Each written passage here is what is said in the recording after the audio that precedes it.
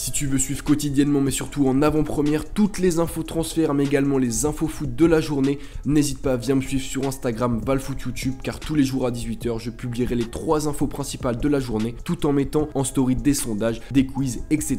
Donc n'hésite pas et viens tout de suite me follow, le lien est dans la description. 5 infos transferts, une main et des dessins, c'est tous les vendredis ou presque. T'as reconnu, c'est la Dépêche Mercato saison 3 et ça commence maintenant.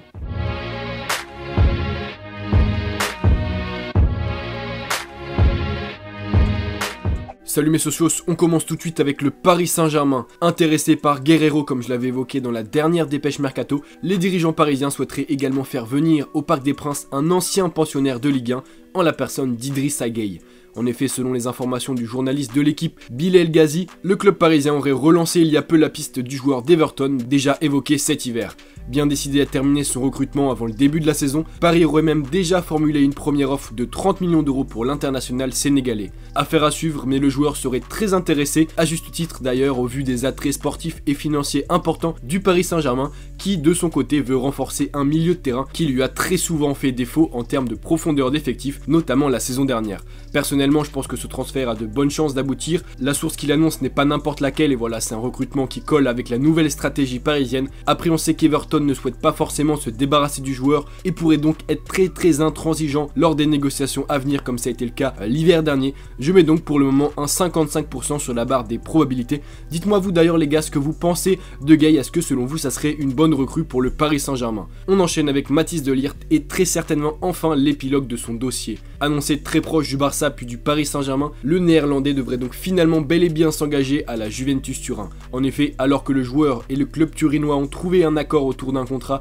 de 12 millions d'euros par an pendant 5 ans, les deux clubs se sont eux aussi enfin mis d'accord cette semaine avec un montant de transfert qui s'élèverait à 67 millions d'euros à en croire de Telegraph. Selon le quotidien néerlandais, le jeune défenseur central devrait officiellement être présenté dans les prochains jours ou peut-être même samedi et pourrait même participer à la tournée asiatique de la Juve. Ici, tout semble bouclé donc, après pas mal de retournements de situation, il faut le dire. Je mets donc un 95% sur la barre des probabilités car je pense qu'on est vraiment et enfin arrivé à la conclusion du dossier Mathys de Ligt. On file maintenant en Allemagne avec un buteur français qui pourrait s'engager à West Ham. Attention au roulement de tambour.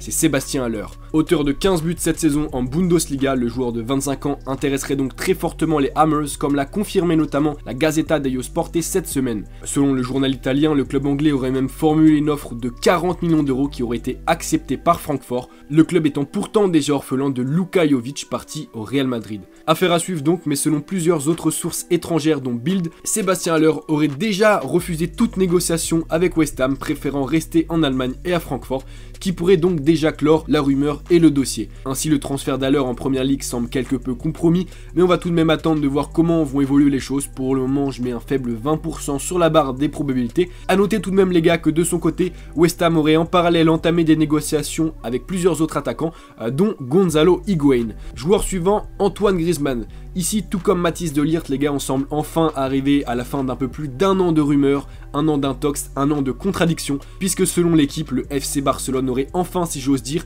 levé la clause libératoire du français, une clause qui s'élève à 120 millions d'euros. Griezmann devrait donc s'engager pour 5 ans à Barcelone et sera très certainement officiellement présenté samedi, comme l'a d'ailleurs affirmé Marca, qui a d'ailleurs également évoqué la tournure inédite que pourrait prendre la présentation de l'ancien joueur de la Real Sociedad en Catalogne, dans la mesure où, à cause des travaux sur la pelouse du Camp Nou, la présentation pourrait tout simplement avoir lieu sans public, ce qui serait absolument inédit. Bref, comme je le soutiens depuis plusieurs semaines, Griezmann va s'engager à Barcelone, c'est fait à 99% selon moi. D'ailleurs, je vous ai préparé les gars une vidéo sur ce transfert dans laquelle on essaiera de voir si Griezmann a fait le bon choix ou non en rejoignant le FC Barcelone. La vidéo sortira dès l'officialisation du transfert, donc soyez au rendez-vous.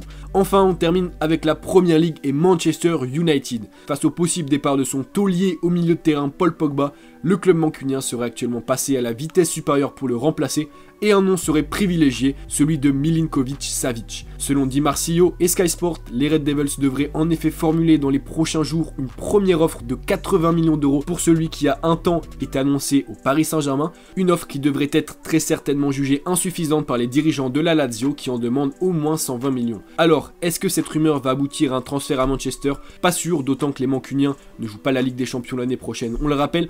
En revanche, cela pourrait inciter les autres cadres européens intéressés par le joueur joueur à peut-être passer enfin à l'action et peut-être formuler également une offre. Bref, affaire à suivre, mais pour le moment, au vu du peu d'informations qu'on a, je mets un 35% sur la barre des probabilités. En bref, Lyon vient d'officialiser l'arrivée de Youssouf Koné alors que Laurent Koscielny, en froid avec ses dirigeants, serait proche de Rennes et de Bordeaux. Et donc voilà les gars, c'est déjà la fin de cette vidéo, j'espère que vous avez apprécié, que vous avez appris des choses, c'est le principal. On se retrouve très rapidement pour une nouvelle vidéo, il y a la vidéo de Griezmann qui va sortir dans très peu de temps, donc soyez prêts les gars. C'était Val, j'espère que vous avez kiffé, peace.